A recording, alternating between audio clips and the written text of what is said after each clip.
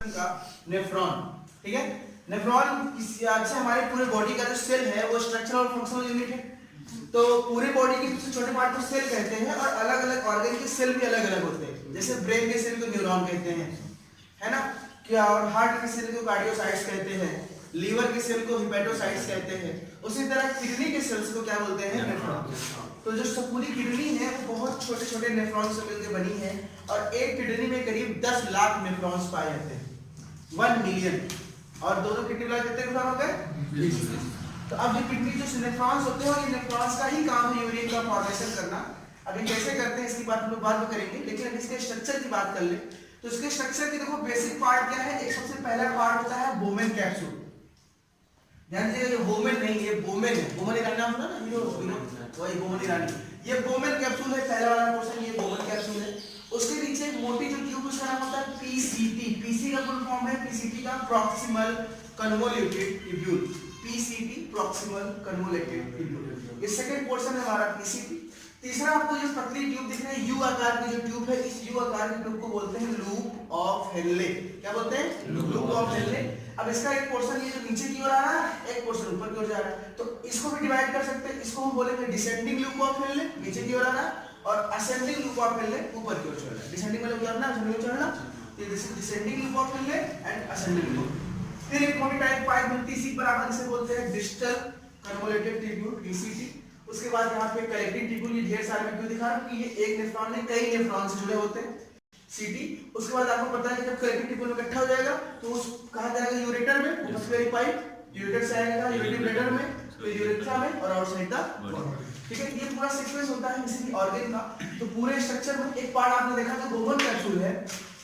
Bowman capsule में blood vessel की supply होती है, यानी ब्लड वेसल आता है, अपना जरा जितना भी उसके पास कूड़ा करकट नाइट्रोजन वेस्ट होता है वो सारा किसको देता है? किडनी को, और खुद देके चला जाता है। तो यहाँ से जो ब्लड वेसल इंटर कर रहा है उसे अफरेंट आर्टरी बोलते हैं। क्या बोलते हैं? Afferent artery. और जो ब्लड वेसल बाहर निकल रहा है उसे क्या बोलते हैं? Efferent artery. अफरेंट आर्टरी और इफरेंट आर्टरी की बात हो रही है। एक चीज याद रखिए, कंफ्यूजन अक्सर होता है कि पहले अफरेंट की पहले इफरेंट, लोग गलती अक्सर करते हैं कि पहले अफरेंट की पहले इफरेंट। ये ए है और ये ई। अब एबीसीडी पढ़ो तो पहले ए आता है, ठीक है। अफरेंट आर्टरी का इफरेंट आर्टरी सिंपल सी बात है। और ये पूरा स्ट्रक्चर हो गया हमारे किडनी का, नेफ्रॉन का। पहला पार्ट बोमेन कैप्सूल, दूसरा PCT, loop of Henle, DCT और सीटी। ये थे 4-5 पार्ट से मिलकर हमारा पूरा का पूरा नेफ्रॉन बना होता है। हम जब पढ़ने वाले हैं फिजियोलॉजी ऑफ यूरिन फॉर्मेशन, तो इन सब का क्या काम है उन सब के बारे में डिस्कस, ठीक है। हमारा टॉपिक है, नेक्स्ट टॉपिक है mechanism of urine formation. Urine formation बहुत ही इंपॉर्टेंट टॉपिक है। हमने बताया था कि जो नेफ्रॉन होते हैं वो हेल्प करते हैं यूरिन के फॉर्मेशन में। 10 लाख नेफ्रॉन है किडनी में और सारे मिलकर काम करते हैं यूरिन के फॉर्मेशन का। तो वो यूरिन फॉर्मेशन कैसे होता है इसको समझते हैं। ये 3 स्टेप का काम है। पहला स्टेप है अल्ट्राफिल्ट्रेशन। कौन सा? दूसरा है सिलेक्टिव रीअब्जॉर्प्शन और तीसरा है ट्यूबुलर सिफिकेशन। तो देखो हमेशा सिलेक्टिव ये पहले होता है बाद होता है। कुछ बुक्स में ये पहले मिलेगा ये बाद मिलेगा, लेकिन लास्ट में यही है ट्यूबुलर सिफिकेशन वाला। तो अल्ट्राफिल्ट्रेशन, सिलेक्टिव रीअब्जॉर्प्शन और ट्यूबुलर सिफिकेशन, ये 3 प्रोसेस होते हैं। इन 3 प्रोसेस के द्वारा यूरिन का फॉर्मेशन हमारी बॉडी में होता है। उसको ध्यान से बहुत समझिएगा। हमारा जो ब्लड है वो देखो ये अब इसका रोल है, ये अफरेंट आर्टरी से इंटर करेगा और इफरेंट आर्टरी से निकलेगा। यानी कि हमारा कोई ब्लड छन्नी है, इधर से पाइप से ब्लड डाले, उधर पाइप से निकाल लिए, अब बीच में छन्नी लगी हुई है। छन्नी ऐसी कोई लगती नहीं है, यही ब्लड वेसल इतनी ज्यादा घूम जाती है, इतना ज्यादा कॉम्प्लेक्स हो जाता है कि वो एकदम टाइट हो जाता है।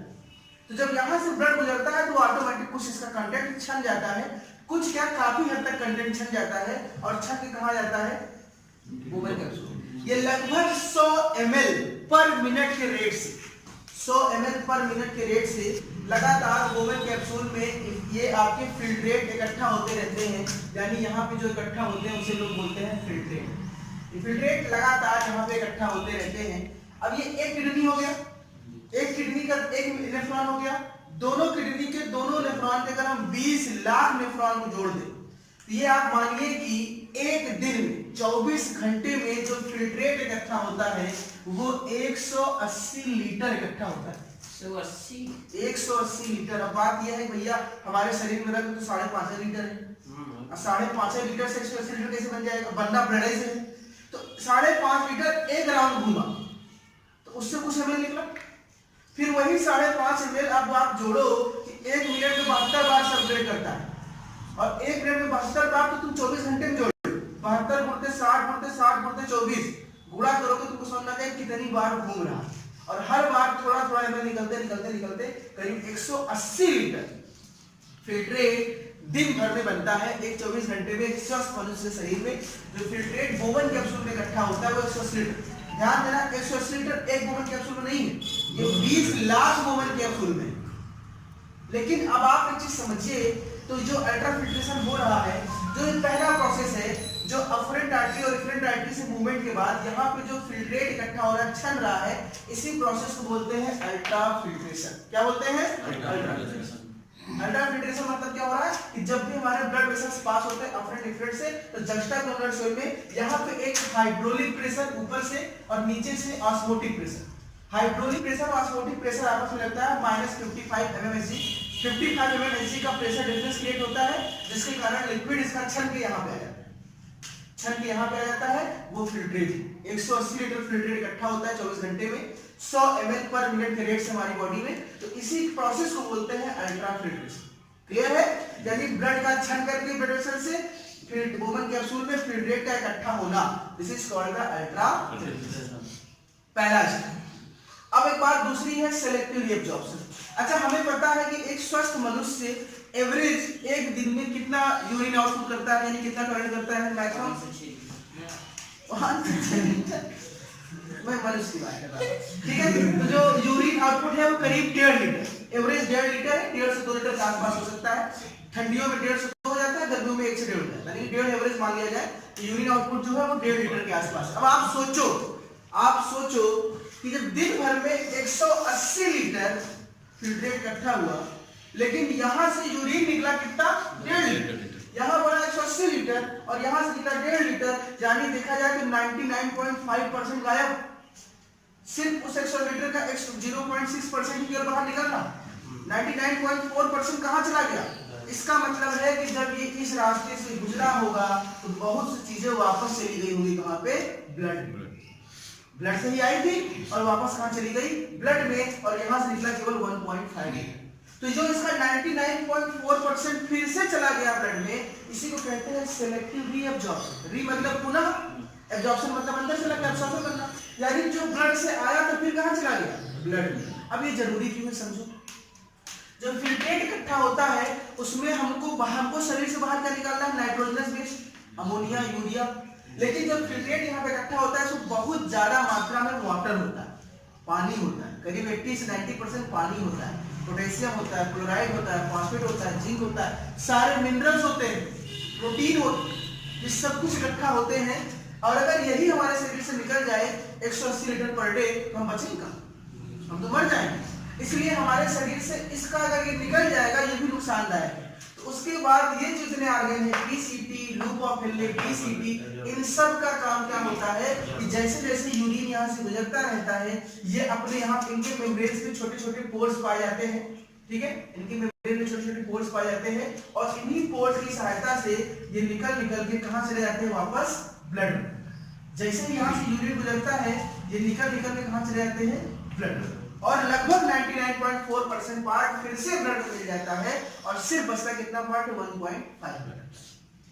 इसी प्रोसेस को बोलते हैं सिलेक्टिव रीअब्जॉर्प्शन। यानी बोमन कैप्सूल में फिल्ट्रेशन, लूप पीसीटी, डीसीटी और लूप ऑफ हिल्ले, इन तीनों में क्या होता है? Selective reabsorption.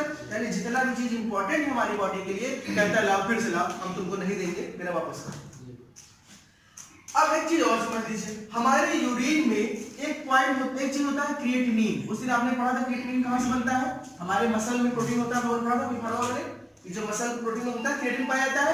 क्रिएटिनिन फॉस्फेट था, तो वो टूटता है, तो किसमें टूटता है? क्रिएटिनिन।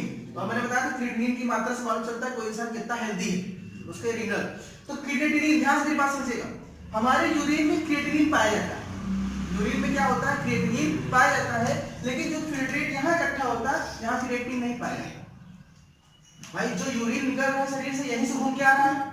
जब यहाँ तो क्रिएटिनिन नहीं है, लेकिन यहाँ तो क्रिएटिनिन है, तो इसका मतलब क्या है? ये कहाँ से आया होगा? एग्जाम्पल समझिए, जैसे मैंने आपसे कहा कि आपको पापा ने आपके बाजार में सब्जी दिलाई, एक झोला, उस एक झोला सब्जी में टमाटर था, आलू था, धनिया था, मिर्चा था, और आपको झोला लेके चले आए। अब आप जब झोला लेके घर सब्जी आए रास्ते में, तो आप मम्मी ने जब देखा तो उसमें इस 4 सब्जी के अलावा 1 किलो अमरूद भी था। ये कहां से आया होगा? रास्ते में कहीं खरीदा होगा उसने ना, जब पापा ने दिलाया उसमें नहीं था। हो सकता है लड़के को रास्ते में किसी ने दे दिया, बेटवा ले जाओ घर लेते जाओ, या बेटवा ने खरीद लिया होगा इच्छा बस। उसी तरह जब क्रिएटिनिन यहाँ यूरिन में तो निकल रहा है, यहाँ नहीं मिल रहा है, इसका मतलब कहीं ना कहीं इसको रास्ते में मिला है। तो क्रिएटिनिन मिलता है कलेक्टिंग ट्यूब्यूल से। कहाँ मिलते हैं? Collecting tubule. हमारे ब्लड में क्रिएटिनिन बहुत पाया जाता है, क्योंकि क्रिएटिनिन का साइज बड़ा होता है, इसलिए वो यहाँ पे छन के आ नहीं पाता। अब चाय छन्नी वाले में तुम अदरक ऊपर रख दो, क्या नीचे गिरेगा? नहीं, क्योंकि साइज बड़ा है।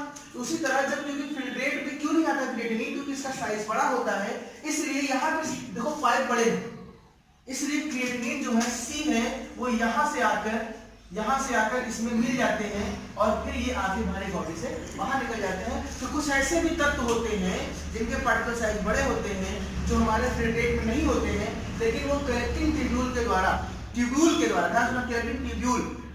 द्वारा हमारे यूरिन में आके मिल जाते हैं।